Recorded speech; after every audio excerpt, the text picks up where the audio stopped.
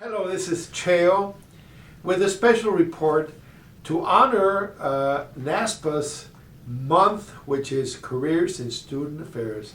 And with us today we have Lisa Lindquist. Lisa, thank you for being with us. Sure. Lisa, what made you go into higher education as a career? But first tell us a little bit about yourself and how you wound up doing what you do now. Sure. So currently I am the program manager for the Lobo Advocacy Center, which is in the Dean of Students office. So we work closely with students doing a lot of what I call crisis intervention.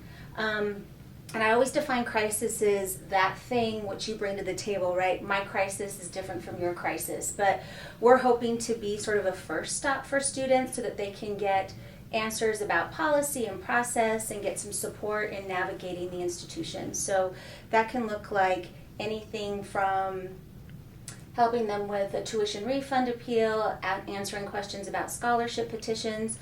We're also a confidential reporting location for sexual misconduct, so that means students might come in and talk to us about those things, and we provide support services for them. Wonderful. And Lisa, going back to Lisa, I hear you were quite active in higher ed at the university here at UNM. I was. Tell us a little bit about how you got involved in activities. Sure.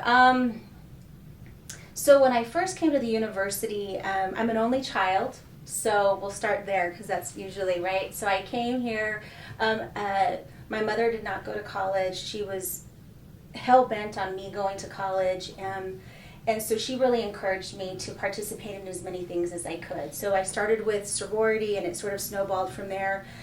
I did dance team and I did student government and I did a whole barrage of things. Which really led me to my mentors at the institution.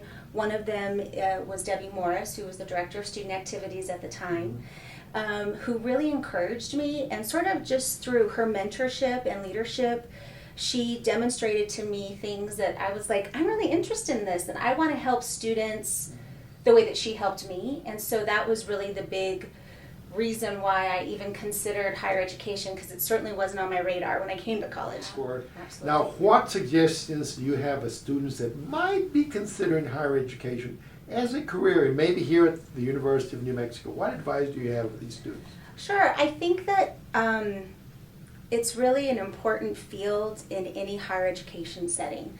So you're going to find that folks who are in student affairs are going to be providing support services for students, creating events and outlets for students to get involved and interact with the university community, creating a home away from home through residence life and student housing, or just in general creating space for students to be successful. That's really our role in student affairs, is to create student success and create pathways for that success.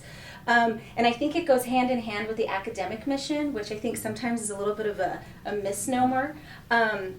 So I would just say embrace that ability to help people if that's something that you're really interested in doing, and know that in higher education there's a place where you can be really innovative. Like, for instance, we created our first ever on-campus food pantry at the University of New Mexico.